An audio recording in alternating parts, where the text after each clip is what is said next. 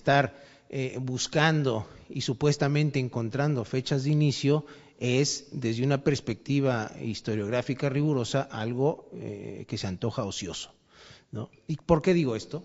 Supongo que ya lo intuyeron, porque en Uruguay la conmemoración se decidió hacer, en este caso, en el 2011. Pero, y esto no es que lo diga yo, se lo he escuchado decir a historiadores uruguayos, pudo haber sido 2012, pudo haber sido 2013, pudo haber sido 2025, pudo haber sido 2028, pudo haber sido 2030, ¿no? Ahora, ¿es esto una diferencia esencial con respecto a otros procesos emancipadores americanos? No, no lo es, porque en otros casos, y ahorita me voy a referir concretamente al de México, sucede o pudo haber sucedido lo mismo.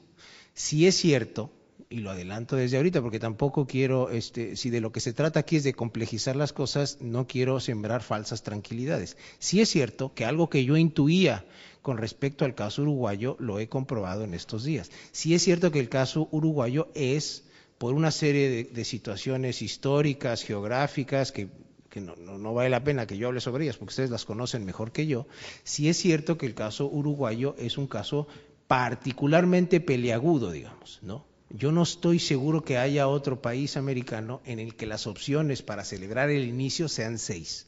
Y yo me atrevería a decir que no existe otro caso, pero Chema y Juan podrían desmentirme en cualquier momento. Ahora voy al caso de México. Y el caso de México es muy revelador de algo que tiene que ver con los inicios, pero que tiene que ver también con el final. Porque si Bloch le denominó ídolo de los orígenes, nosotros también existe otro ídolo que es el ídolo de los finales, digamos, ¿no? En el caso mexicano, nosotros decidimos celebrar nuestra emancipación o el inicio de nuestro proceso de emancipación o de independencia, como quieran, con las salvedades que ya hice, la noche del 15 de septiembre de cada año, ¿no? En concreto del 2010. ¿Por qué escogimos esa fecha? Porque esa es la fecha en que Miguel Hidalgo, en un pueblecito del noroeste de México, decidió convocar básicamente una población indígena e inició lo que nosotros queremos considerar el inicio del proceso independentista, que ya lo dije, no lo fue. No lo fue en el caso de España, en el caso de México, ni lo fue en ninguno de los otros 4 casos que se festejaron en el 2010. No lo fue en el caso y voy en orden cronológico, no lo fue en el caso de Venezuela, no lo fue en el caso de Argentina, no lo fue en el caso de Colombia, no lo fue en el caso de México, como lo acabo de decir, y tampoco lo fue en el caso chileno, ¿no? En ninguno de esos casos podemos hablar, de acuerdo a la manera en que nosotros entendemos la palabra independencia, como inicio de procesos independentistas. Pero más allá de eso, a lo que voy, y lo que me interesa sobre todo aquí en este momento es que lo que sucede en ese pueblito del noroeste de México, en la noche del 15 de septiembre de 1810, nosotros la tomamos o la consideramos como el inicio del proceso independentista, pero hay otra fecha que podría ser muy bien considerada como el inicio del proceso, del bicentenario, no el comienzo, el bicentenario mexicano. ¿Cuál es esa fecha? Sería el 27 de septiembre de 1821. ¿Por qué? Porque el 27 de septiembre de 1821, Agustín de Iturbide, que fue quien consumó la independencia de México, entra en la Ciudad de México, ¿sí?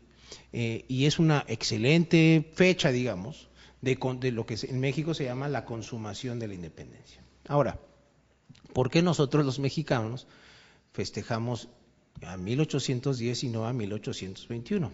Que antes de decírselos debo añadir un pequeñísimo detalle, que es que Agustín de Iturbide era un general realista que luchó no solamente contra el iniciador del proceso emancipador, que fue Miguel Hidalgo, sino que luchó también contra el siguiente líder insurgente, de lo que llamamos insurgente o de los insurgentes, que fue José María Morelos, ¿no?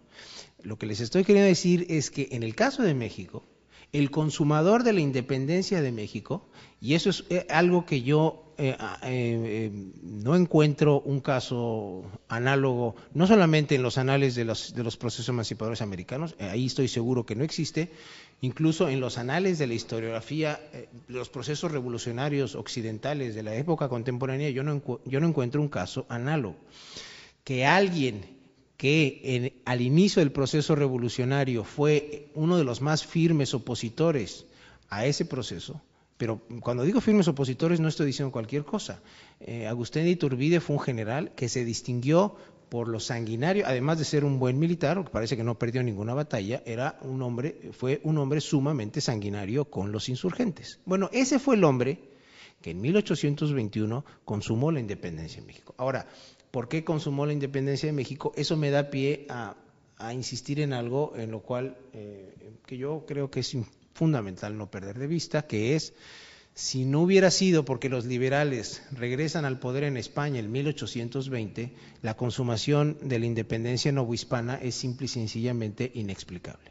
Agustín de Iturbide decide independizar a la Nueva España, el virreinato más rico con diferencia, por cierto, de la corona española en América, porque los liberales regresan en buena medida, no solamente por eso, pero en buena medida porque los liberales regresan al poder en España, inician a discutir y aplicar una serie de medidas que atentaban claramente contra los intereses de las élites novohispanas. Agustín de Iturbide era parte, por supuesto, de esas élites. Y lo que quiero decir con esto es que si queremos entender los procesos emancipadores americanos, o conocemos con relativo detalle lo que estaba pasando en la península, o simple y sencillamente no vamos a entender lo que sucedió en el mundo hispánico durante el primer cuarto del siglo XIX. Esto es casi una perogrullada porque España era la metrópoli. Entonces, ¿cómo vamos a entender lo que sucedió en lo que hasta entonces, y aunque jurídicamente no se consideran a sí mismas colonias, y el término fuera utilizado sobre todo nada más a partir de la segunda mitad del 18, en términos prácticos en muchos sentidos era lo que eran colonias? Bueno, se pueden entender procesos de emancipación, autonomía, independencia, como quieran, de unas colonias sin saber lo que estaba pasando en la metrópoli, pues se antoja casi imposible, y de hecho lo es. Entonces, ¿qué es lo que les quiero decir con todo esto para ilustrar? ¿Qué es lo que estoy tratando de ilustrar con el caso mexicano, ¿no? ¿Cómo fue que nosotros optamos de manera tan definitiva por el 15 de septiembre de 1810 como la fecha del bicentenario? Bueno, por una razón relativamente simple, porque poco tiempo después de haber logrado la independencia de la Nueva España, Agustín de Iturbide decide convertirse en emperador. No solamente decide convertirse en emperador, sino que además es un emperador que pocos meses después de convertirse en emperador se quiere deshacer del Congreso. Aquello termina de muy mala manera, su imperio dura apenas 10 meses, sale del país, se ve a Italia. Cuando va de Italia a Inglaterra, no se entera que el Congreso emite una ley que si pisa suelo mexicano será fusilado. Desembarca en suelo mexicano porque quiere regresar a la política mexicana, no sé si en calidad de emperador, en todo caso quiere regresar a la política mexicana, es hecho prisionero y es fusilado. Y desde ese momento, literalmente desde ese momento, el gobierno mexicano toma la decisión de que Agustín de Iturbide debe desaparecer, digamos, prácticamente. Y no es una exageración el término, es una obliteración de la figura de Iturbide en la historia de México, una obliteración que seguimos pagando en términos historiográficos, por cierto, y es fusilado, insisto, en 1824, y desde ese momento, desde ese instante, ya no hay ninguna duda sobre cuál es la fecha que vamos a festejar, ¿no? Ya no podemos festejar el 27 de septiembre de 1821, pero no porque el 27 de septiembre de 1821 no sea una fecha trascendente, muy trascendente, sino porque la persona que consuma la independencia de México a partir de 1824 es considerado por la historiografía el malo de la película. Y entonces lo que tenemos, y a eso me refería cuando hablaba yo de los costos que se pagan hasta la fecha, cuál ha sido la reacción en los últimos años en la historiografía mexicana, pues ha sido la recuperación de la figura de Agustín de Iturbide, porque después de casi 200 años de hablar mal de Agustín de Iturbide, ya iba siendo tiempo de hablar bien. Ahora, lo que pasa prácticamente siempre con las reacciones historiográficas es que se peca por exceso, ¿no? Y algunos de los títulos que ustedes pueden encontrar en las librerías mexicanas sobre Agustín de Iturbide, pues cargan las tintas para el otro lado y ahora resulta que era un santo varón. Eso sucede en este caso y sucede prácticamente, y no solamente con la historiografía latinoamericana, las reacciones historiográficas tienden, yo diría que de manera natural, a cargar las tintas hacia el otro lado, y hay que esperar un poco para que las aguas se tranquilicen y ya tengamos el panorama un panorama más complejo y más rico, más enriquecedor. Pero bueno, todo esto para decirles, y con esto termino, porque ya se están cumpliendo ahorita los 15 minutos, todo esto para decirles que yo entiendo la desazón de muchos uruguayos, que la percibo desde, Chema y yo nos hemos movido básicamente en autobús, pero algunas veces nos hemos movido en taxi, y yo ahora sí que de a tiro por viaje, como decimos nosotros, yo le saco a los taxistas el tema del Bicentenario. De entrada me llama la atención que, debo decirlo, los taxistas uruguayos están bastante más enterados de su bicentenario que los taxistas mexicanos. Eso de entrada. Pero además la desazón es perceptible no solo en los académicos uruguayos, sino también en los taxistas uruguayos.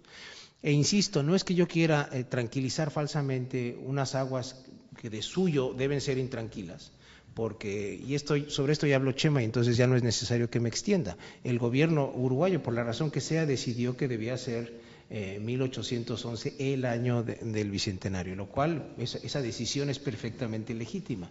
En lo que quizás, y esto lo digo y con esto termino, con base no solamente en mis pláticas con los taxistas, sino en este seminario en el que he participado y en pláticas con colegas aquí, está claro que me da la impresión de que esa decisión, siendo una decisión perfectamente válida, porque el gobierno pudo haber escogido 11 o pudo haber escogido cualquier otro año, lo que parece que no ha hecho tan bien el gobierno, y aquí ustedes me corregirán a la hora de las preguntas, de los comentarios y de las críticas, es la justificación de por qué 1811 debe ser tan relevante, ¿no? Eso es lo que quizás a muchos uruguayos no les queda claro. Hoy justamente en la mañana estaba leyendo unos comentarios de unos lectores en un periódico uruguayo, y justamente los tres comentarios iban en ese sentido, ¿no? No es que tengan excesivo problema con la conmemoración per se, porque además esto ya lo dijo Chema y no necesito extenderme al respecto.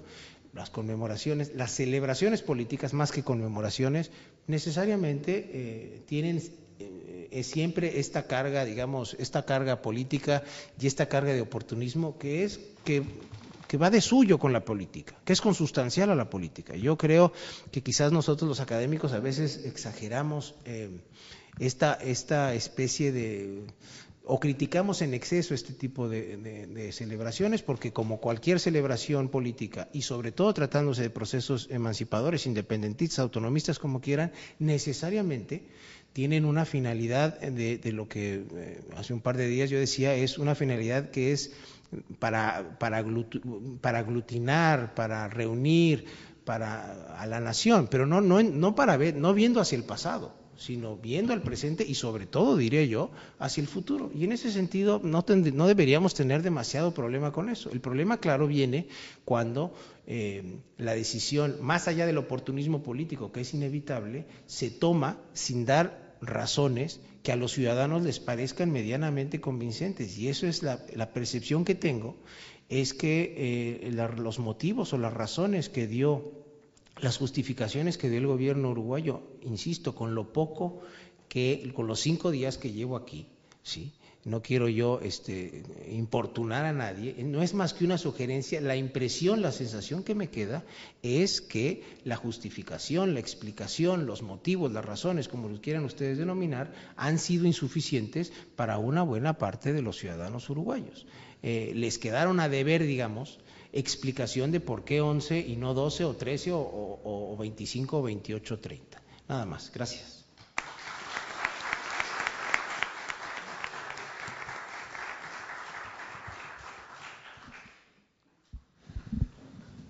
Bueno, muy buenas noches a todas y a todos. Quiero comenzar agradeciendo la invitación del Ateneo de Montevideo, de sus autoridades aquí presentes, de la dirección y, cómo no, de las compañeras es decirlo bien, Ana, del Instituto de Historia,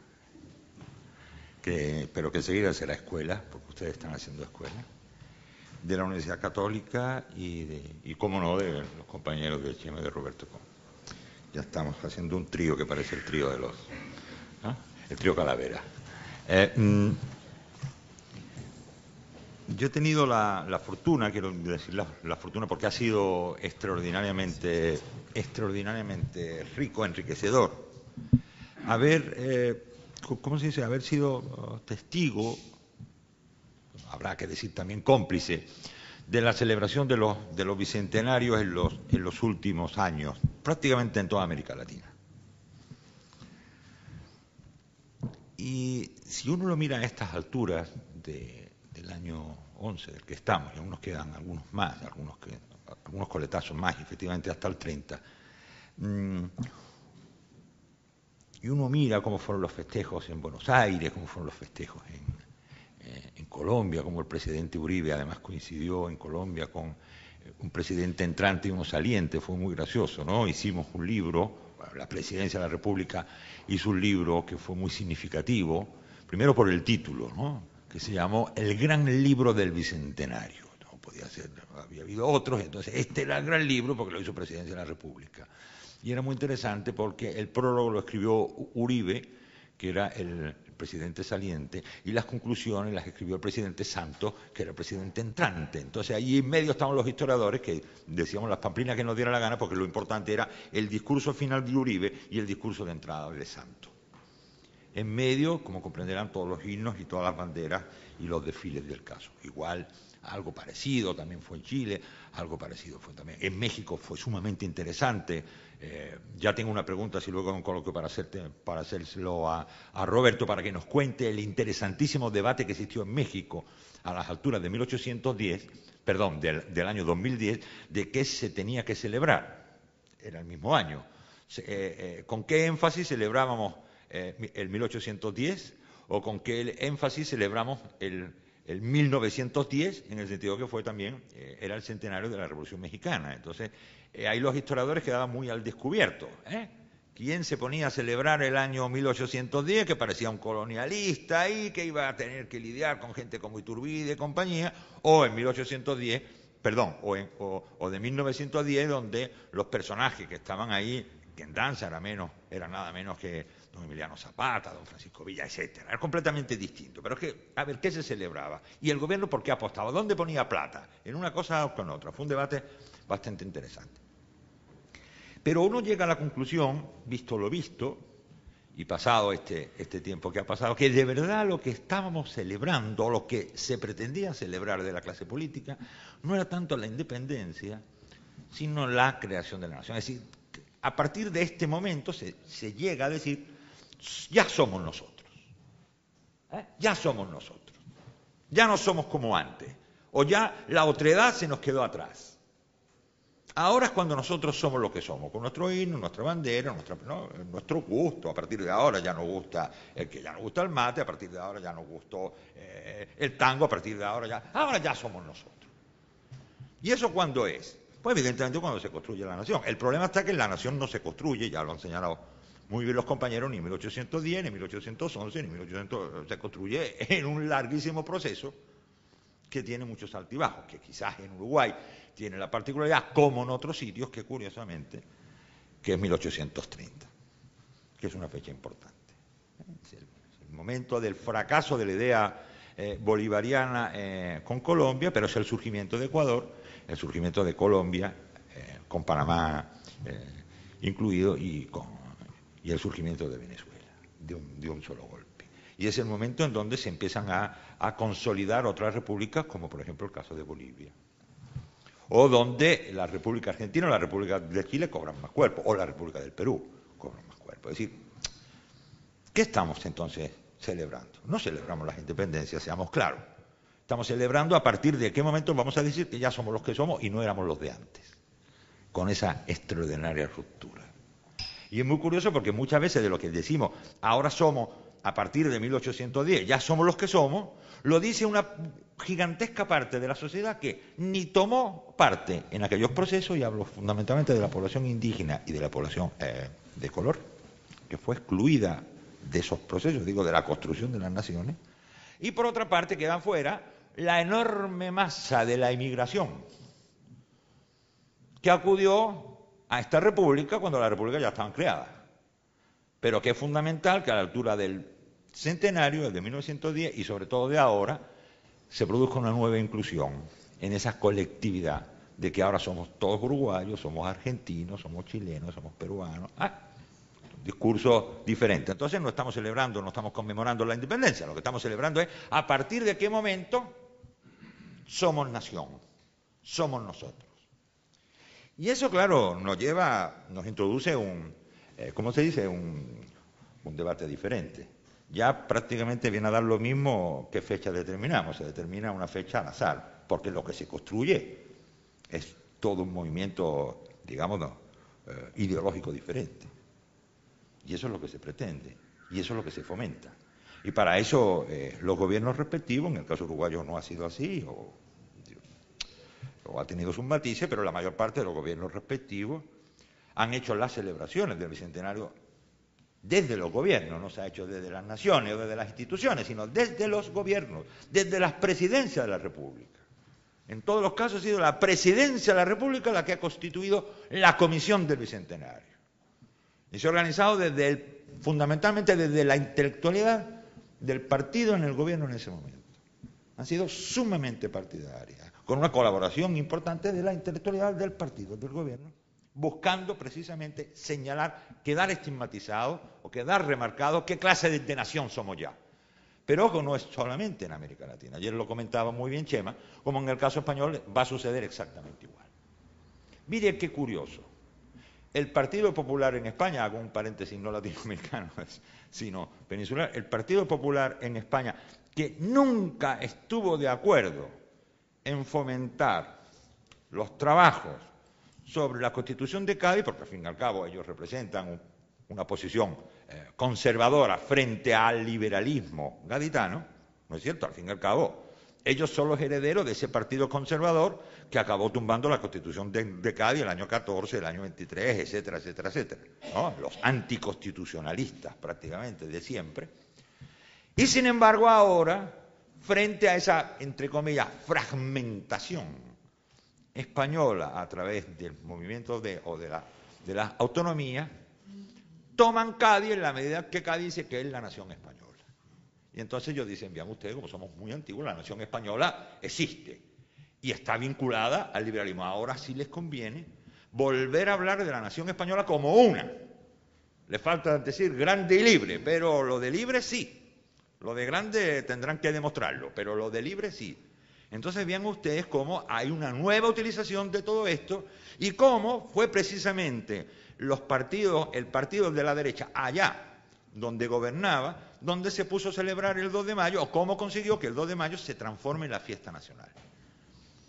En una verdadera fiesta nacional, que al fin y al cabo el 2 de mayo sabemos todo lo que es, construyendo hasta inclusive una película donde están los grandes héroes, y en una serie de televisión para mostrar eso. Cosas que se han hecho en otros sitios de América Latina. Quiero aquí comentar lo que se ha hecho en Colombia, por ejemplo, una gran telenovela que se llama La Pola, que ha tenido un éxito arrollador y que resulta que la gente se ha vuelto más patriota que nunca viendo la telenovela de La Pola. Me parece bien por los mecanismos, ¿no? Pero ojo, porque eso está sustituyendo a lo que hemos dicho aquí, a un trabajo serio o medianamente serio de los historiadores que estamos intentando no decir la verdad, que no, obviamente nadie posee la verdad, pero al menos sí plantearnos esto en unos términos un poco más serios. Es decir, ojo, que no me vendan lo que no es. Déjenme, ¿no?, que yo pueda explicar que las cosas fueron de otra manera. Y no estemos reproduciendo ese discurso, ya no solamente nacionalista, sino progubernamental en cada uno de los casos, que es precisamente la peor de las ideas que podemos transmitir a nuestras sociedades, porque eso significará que en un siglo no hemos avanzado absolutamente nada, o que en todo caso hemos retrocedido. No les quiero aburrir, porque además ya nos queda muy poco tiempo.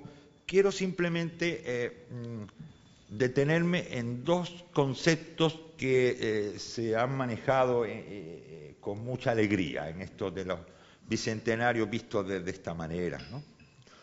El concepto libertad y el concepto revolución. Verán ustedes que aparece por todas partes.